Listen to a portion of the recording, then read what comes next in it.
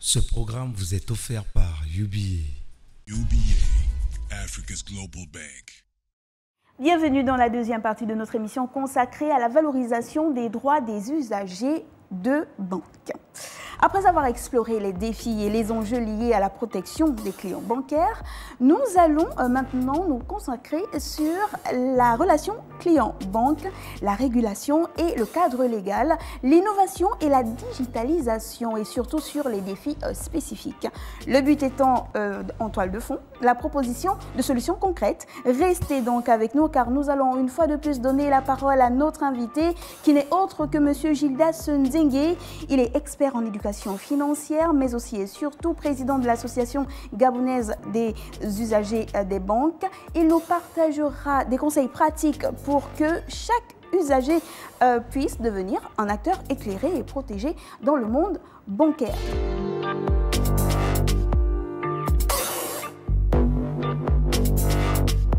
Alors, nous sommes donc de retour sur le plateau. Monsieur Gildas Nzengue, bienvenue encore. Merci beaucoup pour l'invitation. On poursuit notre thématique autour de la valorisation des droits des usagers des banques. Oui. Aujourd'hui, je disais qu'on allait axer notre échange, entre autres, sur la relation client-banque. D'entrée de jeu, comment évaluez-vous cette relation? Alors, la relation client-banque, il faut dire que les banques et les clients sont des partenaires. Les banques ne sont pas les ennemis des clients. Vous ne pouvez pas aller demander un crédit à votre ennemi. Qui peut aller chez son ennemi déposer son argent? Personne. Donc, les banques et les clients ont une relation de partenariat. C'est comme un homme et sa femme.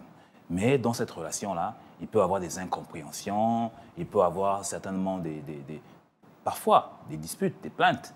Mais c'est une relation dans lequel on peut toujours trouver des solutions. Il suffit de s'asseoir, de discuter, de parler, de trouver des solutions. Donc, c'est une relation de partenariat. Et donc, pour situer, on va dire, situer le téléspectateur dans le contexte, on va faire un petit rappel quand même, peut-être revenir rapidement sur les enjeux du respect des droits des usagers des banques. Le respect des droits des usagers des banques est en faveur du secteur bancaire aussi. Il va permettre au client lui-même d'être confiant, confiance sans laquelle aucune économie ne peut fonctionner. Le client est confiant parce qu'il se sent protégé, parce que le législateur le protège. Mais il faut savoir que cette protection ne doit pas être centrée sur la relation. On ne doit pas en faire une relation judiciaire. On ne doit pas judiciariser la relation économique entre le client et les institutions financières. Mais la protection des consommateurs est un atout pour améliorer le climat des affaires dans notre pays. Parce que le consommateur, se sentant confiant, va drainer son épargne vers le secteur financier. Alors que ce consommateur qui laissait cette épargne à la maison, parce qu'il n'avait pas confiance, va pouvoir, sachant qu'il est maintenant protégé, drainer l'épargne vers le secteur financier. Et s'il draine l'épargne vers le secteur financier, ça va permettre au secteur financier, notamment les banques, d'améliorer leurs produits nets bancaires, les établissements de microfinance d'améliorer leurs produits nets financiers et donc de pouvoir octroyer encore plus de crédits à qui? Aux clients, donc au bénéfice du client. Et ces produits-là bancaires, ces crédits bancaires, le client va bien sûr payer des taxes, des impôts, ces taxes et impôts qui seront reversés à l'État. Et donc les recettes de l'État vont se voir améliorées. Donc la protection des clients des banques doit permettre à ce que le client gagne, l'État gagne, et les institutions financières gagnent. C'est ça, en réalité, l'objectif de la protection des consommateurs des services bancaires et financiers. Un enjeu capital. Je disais à l'entame de l'émission que vous êtes expert en éducation financière, mais aussi et surtout président de l'association gabonaise des usagers des banques. C'est bien cela. C'est bien ça. Et donc, est-ce que le Gabonais, le citoyen gabonais, consommateur des produits banquiers, sait à quoi sert une banque? Il faut dire que sur le terrain, parce que nous avons fait le terrain, il y a réellement une confusion. Il y a réellement une confusion sur les établissements bancaires, les établissements de microfinance, ça il faut le dire. Et parfois même une confusion entre l'établissement bancaire et le trésor public. Donc, il faut bien expliquer aux téléspectateurs que les banques sont différentes du trésor public, qui est lui-même différent des établissements de microfinance. Les banques, comme je l'avais dit précédemment, une banque est un établissement de crédit. Et dans la zone CEMAC, nous avons deux types d'établissements de crédit. Nous avons les établissements bancaires et les établissements financiers. Ces deux établissements, on les appelle les établissements de crédit. Après, nous avons les établissements de microfinance. Et les établissements de microfinance sont des établissements qui font de la microfinance, donc du microcrédit. Et ces établissements de microfinance et établissements bancaires sont tous les deux ce qu'on appelle des sociétés anonymes. OK? Mais il faut également savoir que la différence entre les établissements de microfinance et les établissements bancaires, se situe au niveau du capital. Dans le côté des banques, on a un capital de près de 10 milliards minimum. Microfinance, on a 300 millions. Et il faut aussi dire que les banques ont une banque. Et la banque des banques, c'est la Banque des États de l'Afrique centrale, donc la BEAC. Et les microfinances, la banque des microfinances, ce sont les banques elles-mêmes, donc les banques commerciales. Donc les microfinances, première, deuxième catégorie, troisième catégorie, parce qu'il y a 3 catégories, n'ont pas de compte à la banque centrale. Leurs comptes à elles sont dans les banques commerciales. D'accord. Et par contre, le Trésor public lui-même, sans le Trésor public, donc la Direction générale de la comptabilité publique et du Trésor, n'est pas la banque de l'État. Ce n'est pas la banque de l'État, contrairement à ce que les gens pensent. Le Trésor public a une banque. Et la banque du Trésor public, c'est la Banque des États de l'Afrique centrale, la BEAC. Donc c'est important que les usagers des banques, les clients des banques du Gabon comprennent la différence déjà entre cela. Et les microfinances sont là pour capter, elles ont été créées pour capter les revenus que les banques ne pouvaient pas capter, donc la clientèle qui avait des revenus assez bas. Pour avoir un peu plus d'inclusivité. Pour avoir un peu plus d'inclusivité, pour améliorer l'inclusion financière, parce que les banques elles-mêmes, quand on parle de banque, on parle de taux de bancarisation. Quand on parle de microfinance, on va aller maintenant un peu plus dans l'inclusion financière, ajouter avec les services bancaires, les services financiers numériques. Voilà. Donc, c'est important qu'ils fassent cette différence-là. Et les banques commerciales sont là pour faire du profit, contrairement au Trésor public qui est là pour servir le public. Et donc, les outils existent. Si je me sens lésée ou si j'ai une revendication à faire, il y a plein d'outils pour accéder ou faire valoir mes droits en tant que consommatrice de produits bancaires. Mais le problème, c'est que ces outils-là ne sont pas suffisamment vulgarisés. Qui est censé vulgariser ces outils? Ces outils, comme vous dites, nous avons des organismes qui sont censés les vulgariser. Nous, notre rôle en tant qu'association, c'est justement de les vulgariser, de les populariser, de faire de l'éducation financière, d'améliorer la culture bancaire et financière du public. Après, dans les organisations, nous avons le Comité national économique et financier qui a également pour rôle de faire de l'éducation financière. Donc, nous avons aussi la Direction générale de la concurrence et la consommation qui a aussi pour rôle de vulgariser les droits portant protection des consommateurs en République gabonaise. Il faut aussi dire que la Direction générale de la concurrence et la consommation est également pour objet, pour mission de protéger les consommateurs, et cela, tout type de consommateurs. Voilà. Et j'ajouterais que les médias également ont un rôle important à jouer en vulgarisant l'éducation financière.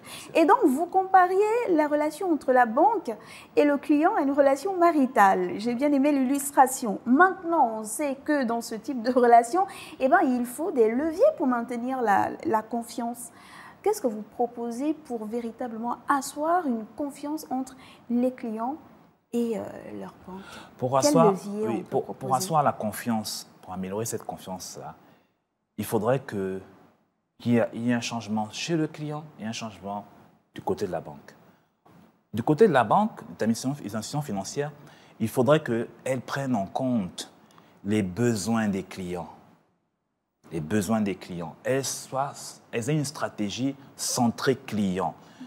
Pas seulement une stratégie industrielle où elles veulent placer leurs produits, équiper le client à tout prix, mais une stratégie de personnalisation même du client. On va humaniser véritablement la relation. On va humaniser la relation, on va regarder le client en tant qu'individu, dans son individualité, pour voir ce qu'il a vraiment besoin. Parce que je peux avoir le même profil que vous, mais avoir des besoins différents et avoir une situation sociale, maritale, tout ça que vous n'avez pas, des enfants que vous n'avez pas, alors que d'un point de vue financier, on a le même salaire, on a le même employeur, vous ne devez pas forcément me donner les mêmes produits. Je prends un exemple, je suis agent de l'État, mon administration a signé une convention de crédit où j'ai un taux préférentiel de 11,5% avec une institution financière, avec 11,5%, avec par exemple une autre condition d'ouvrir forcément un compte épargne, vous allez, pour un autre client, il va bénéficier de ce service-là,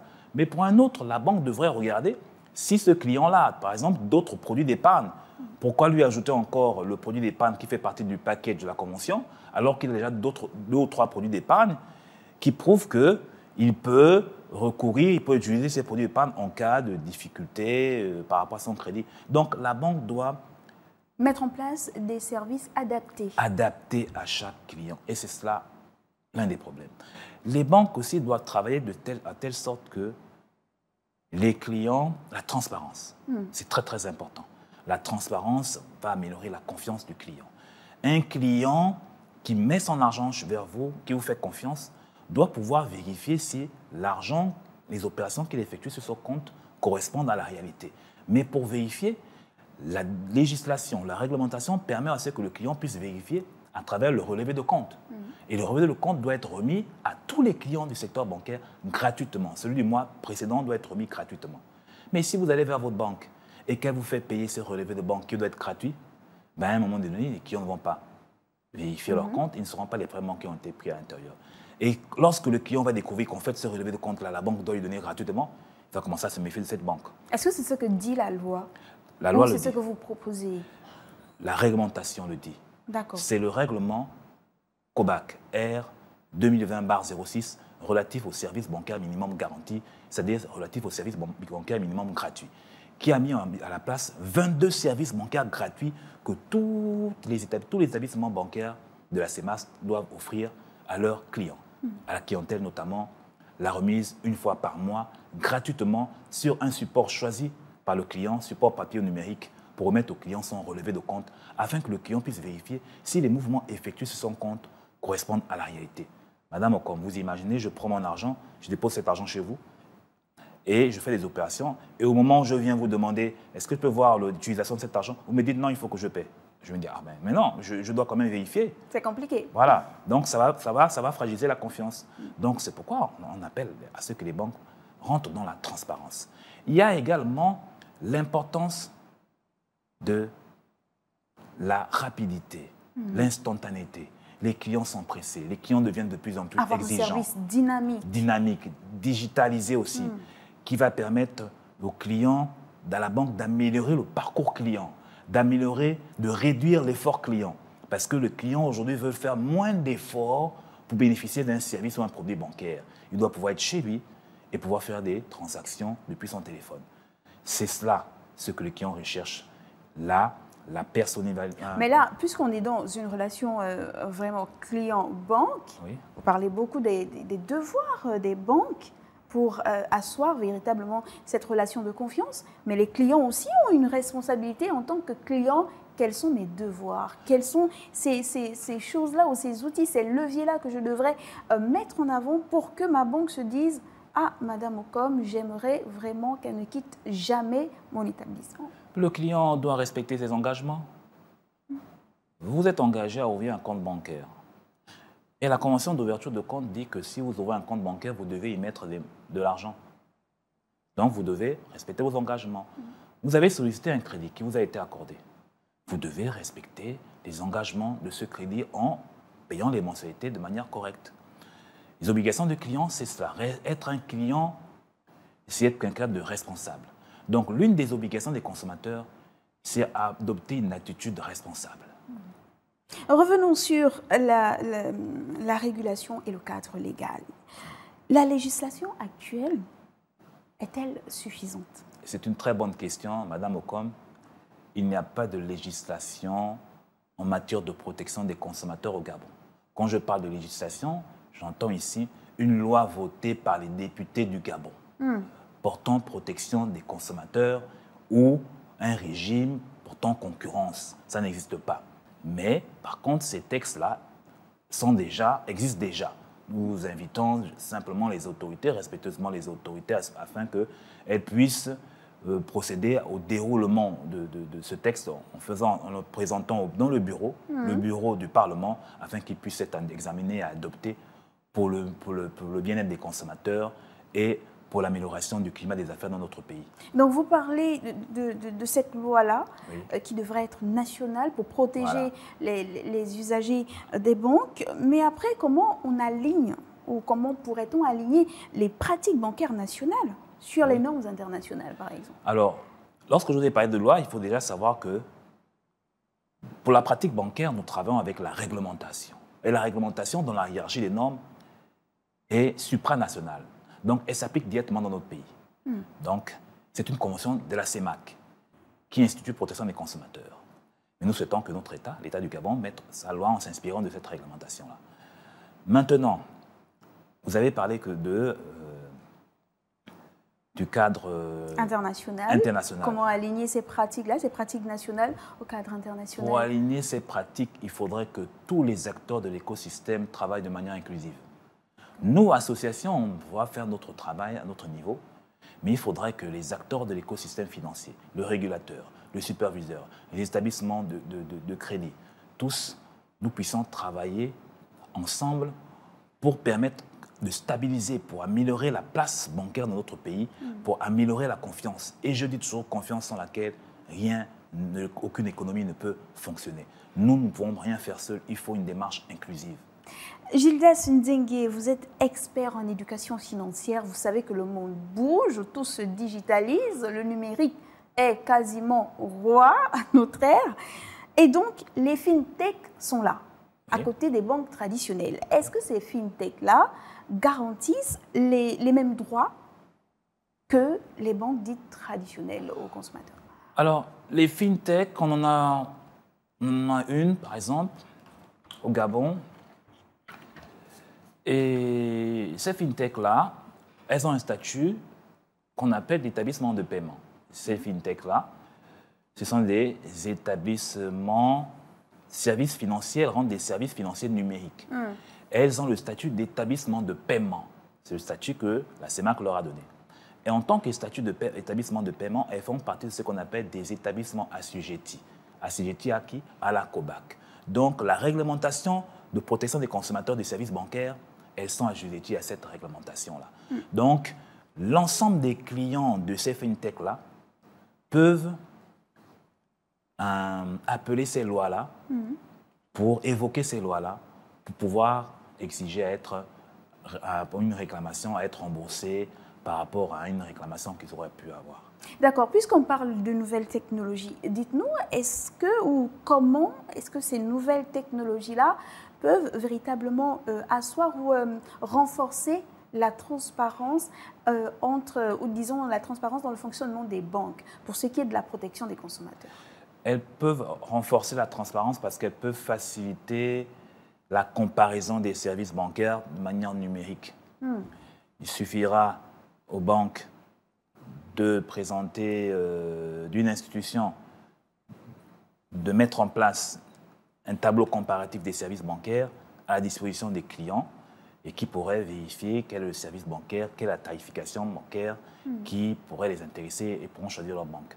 Donc, les services financiers numériques, ils permettent aussi aux clients en distanciel de faire des transactions sans se déplacer. Donc, ce que je disais tout à l'heure, c'est de permettre à ce qu'un client, les établissements microfinance, les établissements bancaires, on réduise l'effort client. Le client, depuis chez lui, peut faire une transaction, faire des paiements en distanciel et ça peut permettre à ce que la relation client puisse plus ou moins s'améliorer.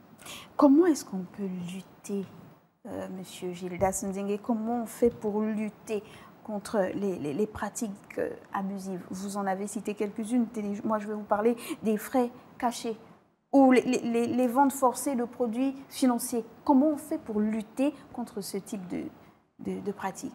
Pour lutter contre ce type de pratiques, il faut d'abord, pour le client en tant que consommateur, il faut avoir la matière grise, il faut avoir la connaissance. Il faut d'abord savoir qu'est-ce qu'un abus, qu'est-ce qu'une pratique bancaire déloyale, qu'est-ce qu'une pratique bancaire trompeuse, qu'est-ce qu'on appelle frais bancaires, qu'est-ce qui différencie des frais bancaires d'un agio. Parce que si vous confondez tout ça, votre réclamation sera injustifiée, alors que vous avez confondu un frais bancaire et un agio. Les frais bancaires sont prévues et vous pouvez les voir dans les différentes tarifications, principales tarifications présentées dans les agences bancaires. C'est obligatoire que toutes les banques puissent les positionner, les afficher dans les agences et même sur le site Internet. Ça, c'est les frais bancaires. Maintenant, les agios bancaires, les agios sont calculés au prorata temporis, ça veut dire selon l'écoulement du temps. Bon, je ne sais pas si je dois faire une... Oui, on reviendra dessus. Oui. Mais c'est pour dire que ces pratiques bancaires, pour lutter contre elles, mauvaises pratiques bancaires, il faudrait que le client soit averti.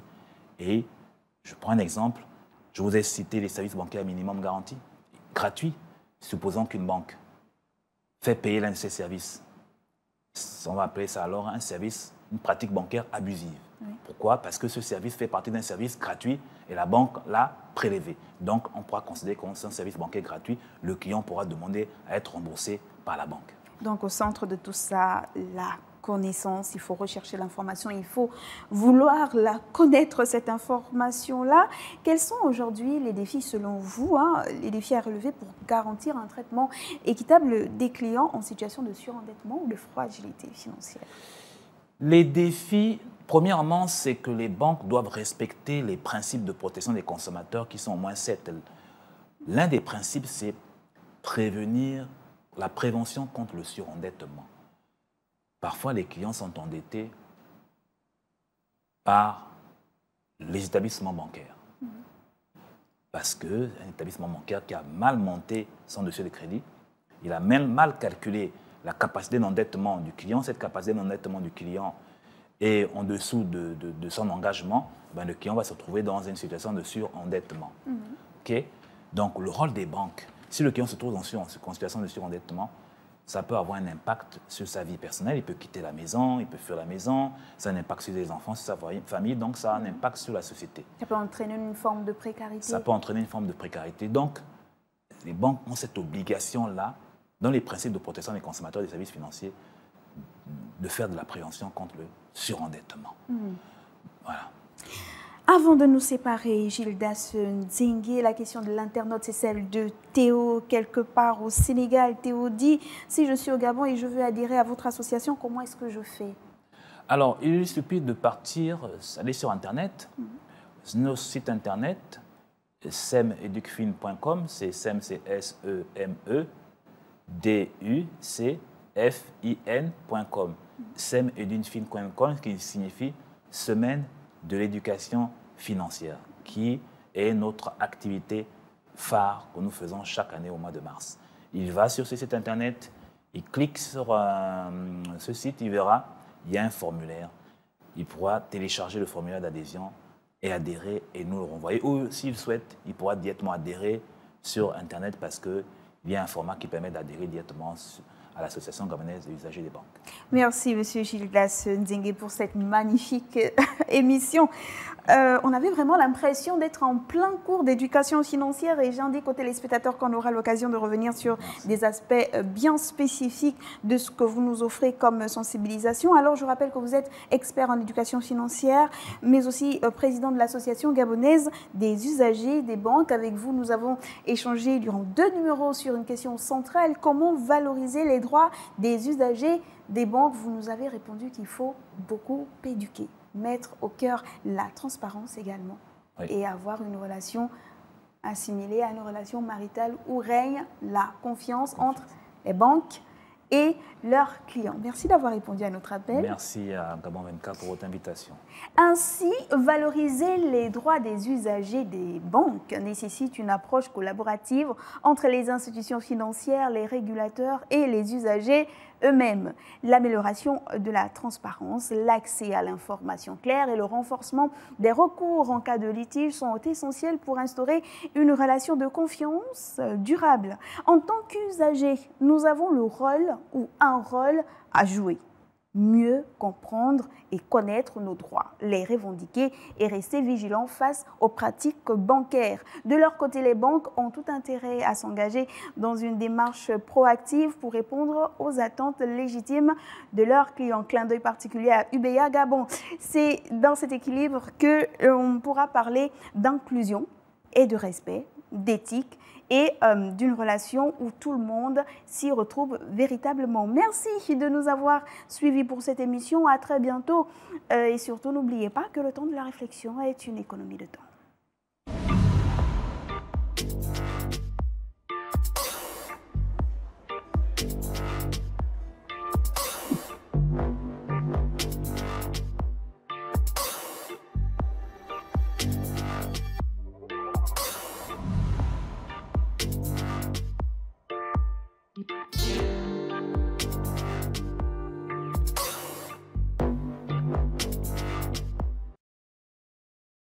Ce programme vous a été offert par UBA. UBA, Africa's Global Bank.